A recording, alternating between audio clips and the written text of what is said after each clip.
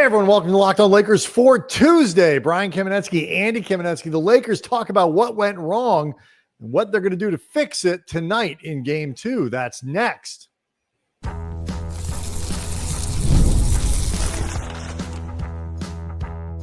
You are Locked On Lakers, your daily Los Angeles Lakers podcast, part of the Locked On Podcast Network, your team every day. Thanks to everybody for making Locked On Lakers first listen of every day, Monday through Friday. No matter how, where you get your podcasts, this one's always going to be free for you, never behind a paywall. And Locked On Lakers on YouTube, Andy, is where gosh darn near 35,000 subscribers are all waiting to see how the Lakers, from Luka to LeBron to especially Austin Reaves, respond with their backs against the wall, down 1-0 to the Minnesota Timberwolves. Game 2 tonight at the Crypt. They call it a must win, so certainly not going to be shamed into not calling it a must win here. I want to let people know that today's episode is brought to you by FanDuel. Right now, new customers can get $250 in bonus bets when your first $5 bet wins. So you were in El Segundo, Andy, at practice on Monday afternoon, and it is fair to say they understand the stakes of what's happening tonight.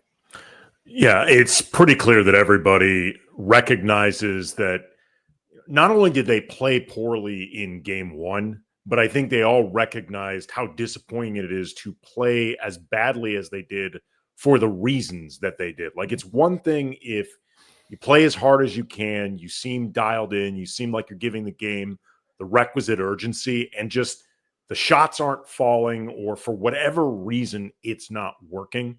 These guys all seem to recognize it, whether you're talking about JJ Redick talking with us, Austin Reaves, Dorian Finney-Smith, who were made available to us. We can get into some of their comments, that a lot of what went wrong for the Lakers, and this gets back to LeBron, his post-game comments, controlling the controllables, a lot of this was within the Lakers' own control, and they did not exercise control in the right, proper, most urgent ways. Like, the glass half empty version of that reality is, why the bleep did you not do that in game one of the playoffs?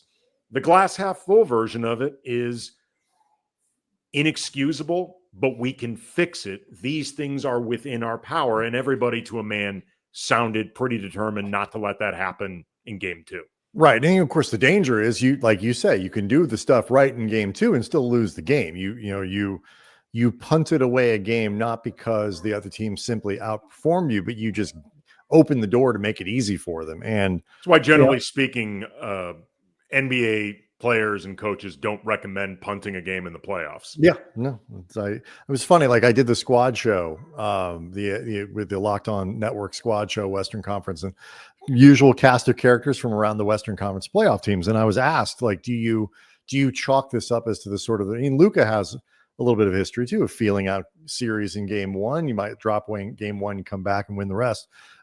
Of LeBron, you mentioned the record in games won over the course of his career, and he's dropped a lot of them. And his record in series, I think, what'd you say, like 41-14, something crazy like that. Yeah. So my response to that was, I think, yes, like, you can look at it like there is that feeling out. They understand the length of a series and all that kind of stuff, but they don't go out and lose game one on purpose. LeBron has lost a lot of game ones over the course of his career. He's also won a lot of game ones. Like, the record is still above 500. They weren't doing this on purpose. It's part of the strategic plan. And so there's a difference between feeling out a game because you're trying to get a feel for it, and kind of like treating a game like you're sliding into DMs really casually. Like, they kind of tried to slide into game one, and that's just not how it works. We're not doing it that way. And it's, I saw some people score. How you doing? I saw some people talking about, I mean, only 95 points. They really did not score. Hey, it would have beat the Rockets. It's you saw matchups are everything. They really are. You saw some people talking about how, like, it seemed like by some of his reactions, and we'll get to it, focusing first and foremost on bringing the requisite amount of urgency, saying, and Redick said that it wasn't, the game plan wasn't really the problem. It was the execution of game plan, although he's putting the blame on the players and this and that. And look, we might find out in game 2 that there are some deep flaws in the game plan as well. But you rewatched it. I rewatched it. You can see in those moments where they are putting out the urgency and the effort, and they're cutting harder, and they're setting better screens, and they're getting into their offense quicker, and moving with that sense of urgency and organization. Again, a word that Redick used a lot that we'll talk about over the course of today's show. You can see when they're doing it, and you can see how that made a big difference. Well, it's not a coincidence. In this case, I don't think he's throwing his players under the bus. I think the players put themselves in front of the bus and let it run over them. It's not a coincidence that outside of the first quarter, when the Lakers finished 28-21, and that was by far their most positive. And why? Why did they finish 28-21? It was by far the most positive quarter the team had. But what you were talking about in the second half of the game, when you saw what it looked like when they were doing the right things, it's not a coincidence that a lot of those possessions and those moments involve Jared Vanderbilt, because Vando's typically one of the guys that, whether he's playing well, whether he's off, whatever. And I thought Vando had a very good second half, a pretty subpar first half, but Vando is typically a guy that the one thing you can always count on from him is playing really hard, a lot of energy, a lot of physicality. And it was striking that he, like everybody else in the second quarter, didn't have it. So to your point, it can be very night and day. JJ said at practice that since basically January, he thinks that this is a team that has largely played with a lot of physicality. Like, they've been one of the more physical teams in the league. I agree as well. So again, I can't compare it to the entire league on a nighttime basis, but they have played physically. And like it was jarring, but like, why were they up 28-21 after one? It was not because they were shooting the lights out. The Luka had a great first quarter, but as a team, they weren't shooting the lights out. They weren't, forcing turnovers and running up and down the floor. It was all offensive rebounding and second chance points. That's why they were up and generating turnovers. Yes, in that first quarter. And so and all of that shifted in the second quarter, in those first 4 or 5 minutes of the third, when the Lakers really needed a good start to the third quarter. And it was 11-2, I believe the run was coming out of the half for Minnesota. It's frustrating to fans, I think, to have a loss like that and boil it down to, well, the other team just tried harder, because it almost feels like a cop-out. It almost feels like you're not willing to acknowledge any shortcomings that you have.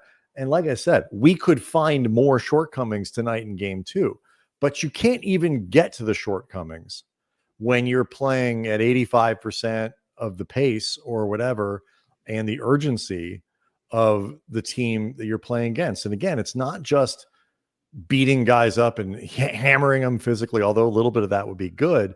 It's how quickly are you getting into your offense? How quickly do you pick up the guy coming up the floor? Do you do it 5 feet higher up, where you probably where the coaching staff and the game plan is designed to do it? How hard do you set that back screen? How quickly? All of those things. Like, they started too many possessions for all intents and purposes with 12 or 13 seconds already gone in the shot clock. Like, you can't do that. You cannot do that against a good defensive team. JJ said that after practice today, that he talked about the idea of being more organized, running more set plays, things like that. But he said, it's not all just the idea of the point guard calls the play and then everybody gets on the same page from there. And everybody is keying in on the specific set that's being run. And that's really what it comes down to with being organized versus not organized. He said there were many plays where you get to 15 seconds and half the team or more is still at half court.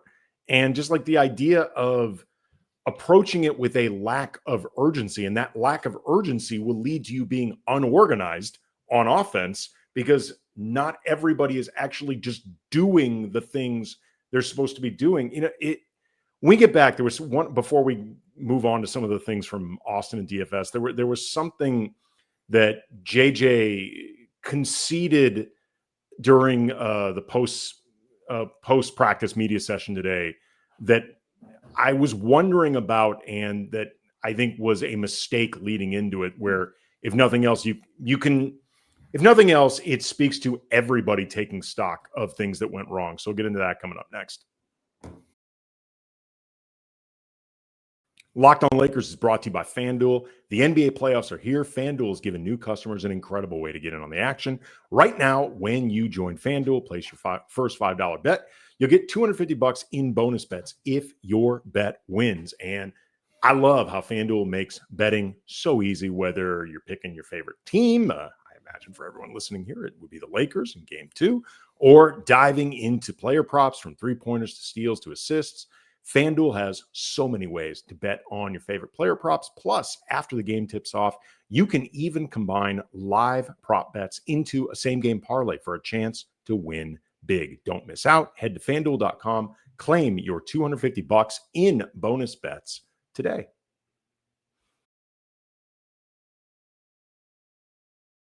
Do want to remind people, Andy, that Locked On Lakers is not just a show that you can watch on YouTube, or a program you can subscribe to on iTunes or Spotify. It's also a newsletter for people who love mail. Who doesn't love mail? My children love getting mail every day. If you give them mail, they get really excited. During the playoffs, we've got you covered on the Locked On Network as a subscriber. If you go to LockedOnDaily.com and you click on Locked On Lakers, in our case, and you subscribe to the newsletter, you are essentially registering yourself to win one of three prizes: $2,500 Best Buy gift card, upgrade your entertainment setup right in the most important part of the sports season, a $300 Game Time gift card, $200 Fanatics gift card, all up for grabs for people who are subscribe to the newsletter between now and April 30th.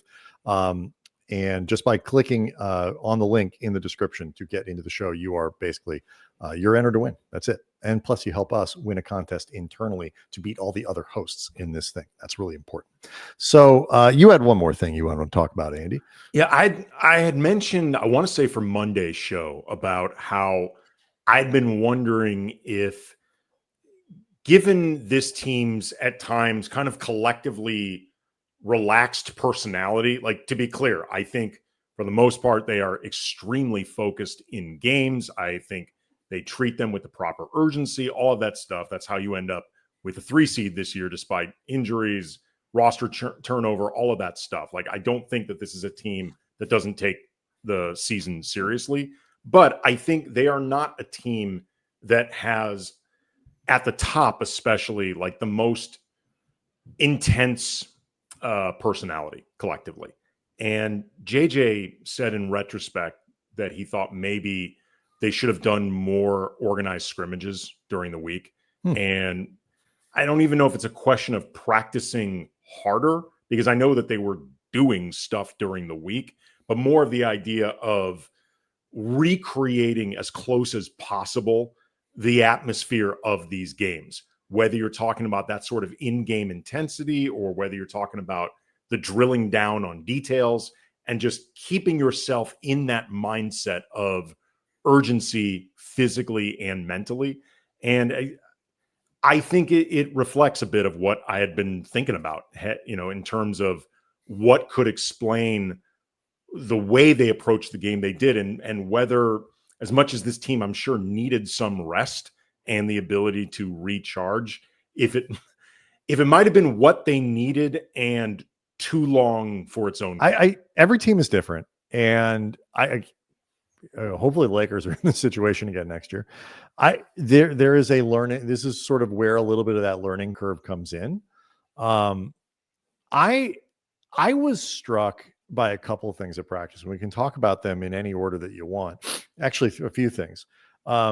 Dorian Finney-Smith referenced some of the things we were talking about, how the lack of ball movement, the lack of player movement, all that kind of stuff sucks some of the energy out of especially these supporting players who just didn't touch the ball very much over the course of the game. That was one thing. JJ seeming to lean into what their preparation was and really fault some of the execution and in terms of how things were done. And then Reaves asked how he, when he watched the tape, what did he see? His first reaction was, I played bleepy.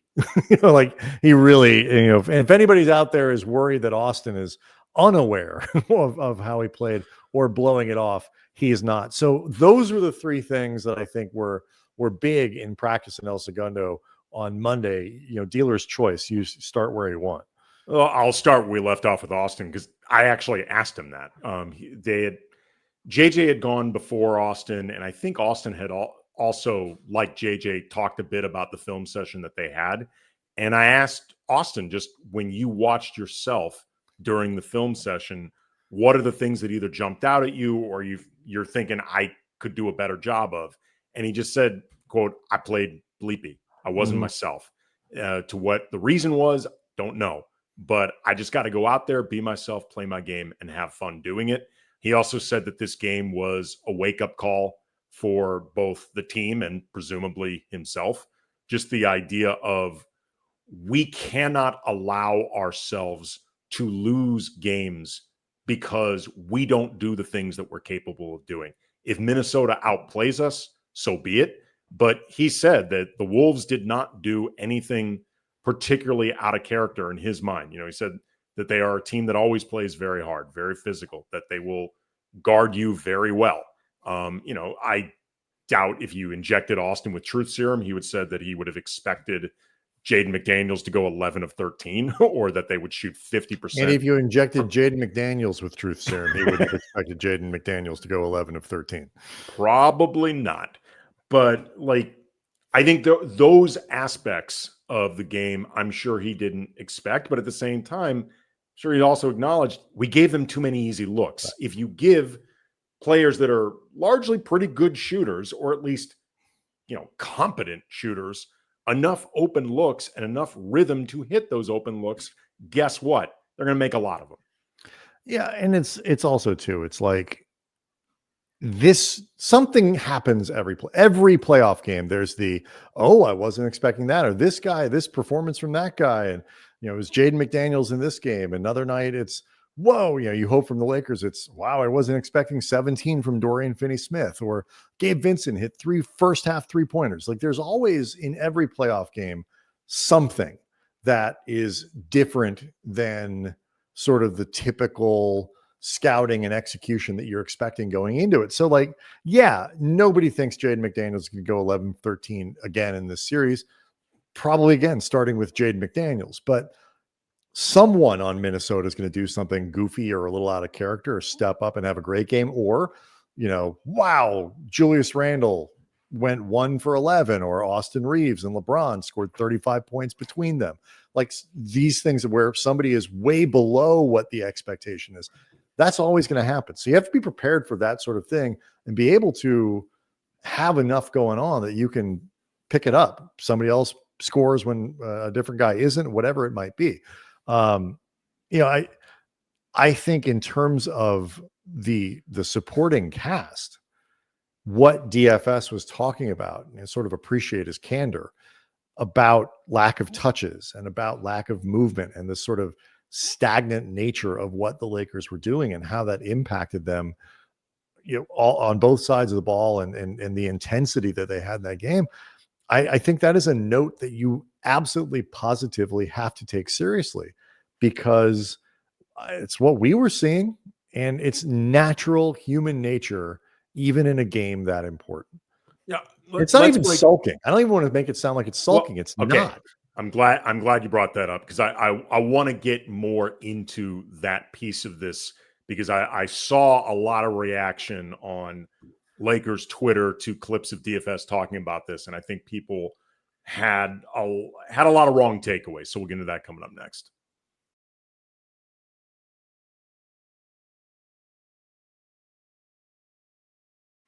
Yeah, it's interesting, Andy, when you talk about the reaction to DFS and what he said at practice about allowing the lack of touches and the lack of that sort of lack of action to impact him. It is interesting, like when you see how people react to that. I think they missed the point.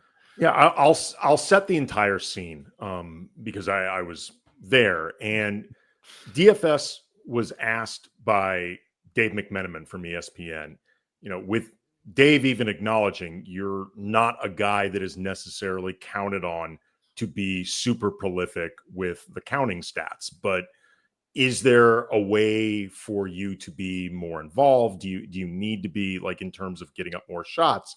And DFS said that, first of all, he wasn't sure that this was going to be a series where he gets a ton of shots just because of the way Minnesota was guarding certain guys, not guarding certain guys. He noted that Rudy had been marking Rui, which is going to lead to Rui having more open opportunities because Rudy Gobert is only going to step so far out there because that's not his comfort zone defensively.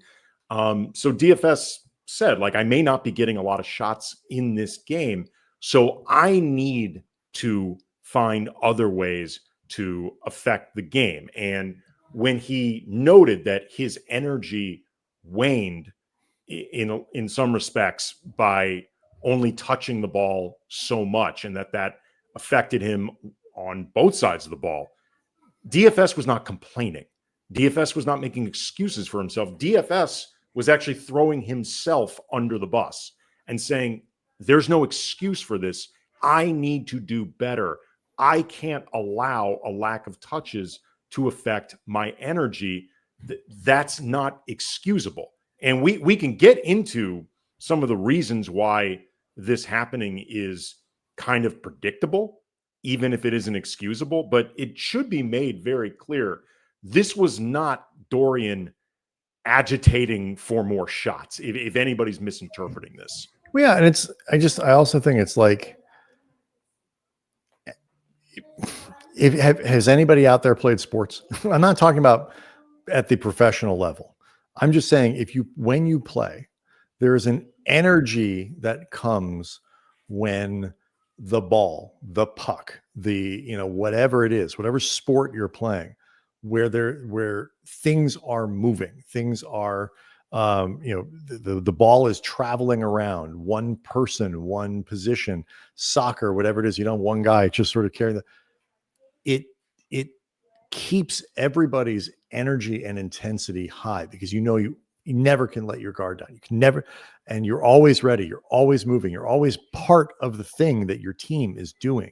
And one of the reasons that we talked about why Minnesota would want to try to get the Lakers to play in the way that they did on Saturday was because it lowers the energy and the intensity of the entire group, because definitionally your move is to stand and you're still invested. You're still playing hard. You're still really deeply, you care about the result of the game, but you're just not on that edge where everything is in that flow because you're just steps away. Wait, do I go? Do I stay? What do I do? And, do I crash the glass or can I not? Like, everything is just slower and out of a flow, and you're not involved.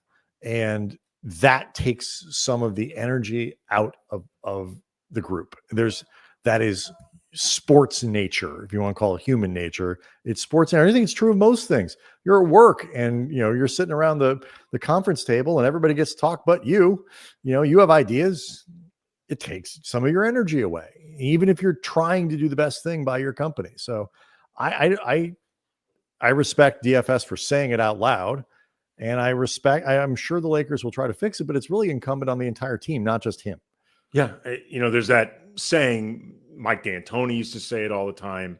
Steve Kerr says it all the time. I'm pretty sure JJ Redick has said it as well, that, the ball finds energy. Yes. And it's true, but the ball also creates energy as well. And it's not just, like you mentioned, the human nature piece of this or the sports nature piece of this. It's legitimately feeling in rhythm of the game. Like, if you're somebody who is used to a requisite amount of touches, like a baseline amount of touches in the game, and you're not getting it, these guys are creatures of habit. They are programmed to be playing a certain way. Like, you spend all these 82 games and whatever times you have to practice, shoot arounds, all that stuff, to get everybody on the same page. So hopefully, even when going up against a defense looking to stop you, looking to throw wrenches in the way, you can still keep performing. Your amount of touches are part of that flow. And unless you're somebody like Vando or Jordan Goodwin, like who, right, really, I am only going to touch the ball, even like Goodwin as a point guard, very few amount of times. And like my job, like what I'm supposed to do out there, generally speaking, doesn't involve having the ball much in the first place. You are going to get thrown off by that, in part because your job, as it's being laid out for you in terms of what you've been told the team needs from you, you're not actually able to fulfill it. So it doesn't excuse the idea that your energy could wane. And DFS said, like, not cool. I have to do better. It's on me to do better. But it is not, I don't think it is as big of an indictment of DFS as I know some people will take it as a reality of, look, if you want this team to perform at its best, it needs to literally operate as a team. Mm-hmm. What did you think of, because I know JJ was asked a lot about, the defense on Anthony Edwards and the open shots. And he essentially said, our defensive game plan, was fine. Like there was the execution of the game plan. Again, it was like a lot of things. I mean, not that it's not the stuff that they say, as he said, there's a lot that we need to do better. But my favorite thing about the playoffs is always, I mentioned this for Monday's show. Is your adjustment, do what we're trying to do and do it better? Execute the game plan better, or is it change the game plan? And in the aggregate, it seemed to me like JJ was leaning more towards execute the game plan better before we ditch it. At the very least, execute the game plan better.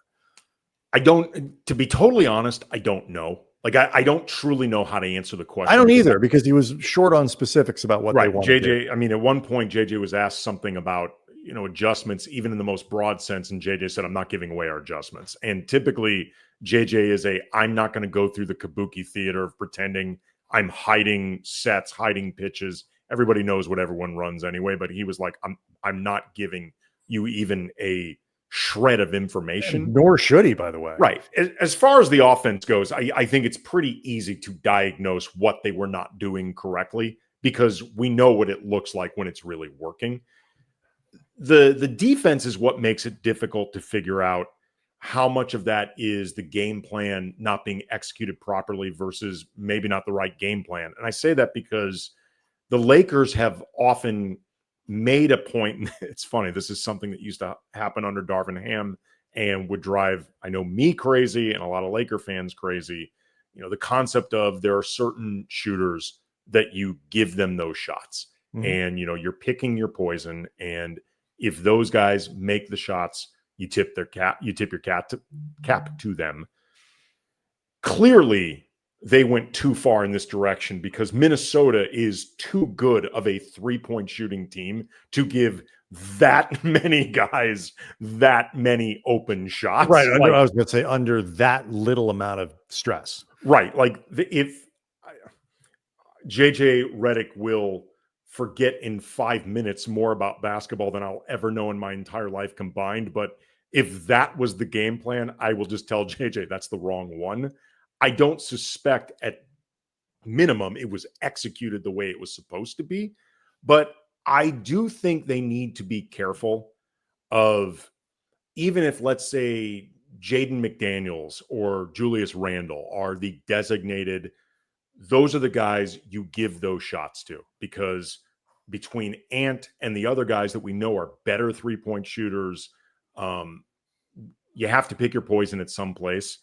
They need to make sure at minimum that if, say, McDaniels or Randall make a couple of those early, you got to do something to disrupt their rhythm. Like, you need to run them off the line a couple times and then maybe see if they're out of a flow and you give them a couple of those looks again. Like, what I do think they need just to make sure of is this is our game plan, and we trust our game plan to the point where we don't tweak it at all. or we don't. Yeah. And we don't involve the context of what's actually happening in this game. Right now. And I don't mean to say they're not going to do anything differently. I just Sure. mean like you're not tearing up the game plan and saying, you know what we have here, our plan isn't what I mean, you always tweak the recipe a little bit, you know, subs a little bit more of this, a little bit less of that. I think they will probably try to get more out of Jackson Hayes in this game than they did in game one. You know, for example, I think they will try to get a little more out of Ando in this game than they did in game one. You know, I think you need to be able to kind of match both Minnesota's size, but also the fact that they do run out a pretty deep playoff basketball standards, run out a pretty deep rotation of guys who can come in and play useful basketball. So, I mean, I think they'll tweak the recipe a little bit. I just mean in terms of total overhauls. And that's, I mean, I think as a coaching staff, that probably is the thing that's most annoying to them about how the Lakers performed in game one is you don't learn enough. Yeah. When part of the problem with your team is you're just not matching the physicality, you're not matching the energy and the effort and the speed of the game, and certainly the speed, you know, all of those things with your opponent. If you don't match that, it's really hard to gauge what's working and what isn't and why. Because did it not work because that screen, that action is going to be cut off based on what Minnesota's doing defensively? Or did it not work because you just didn't go hard enough, or you went too late in the shot clock, or the spacing, you need to be 3 feet higher on the floor so that back screen can work as it's supposed to. If you're not executing those things properly, you don't learn the lessons from what's happening. And I think that from a coaching standpoint, is probably the most irritating thing. Yeah, absolutely. I mean, in a lot of different ways, this felt like a wasted game one as opposed to a game one that they just lost, because there's a difference. And needless to say, they better win game two. Locked on Lakers on YouTube. I think they will.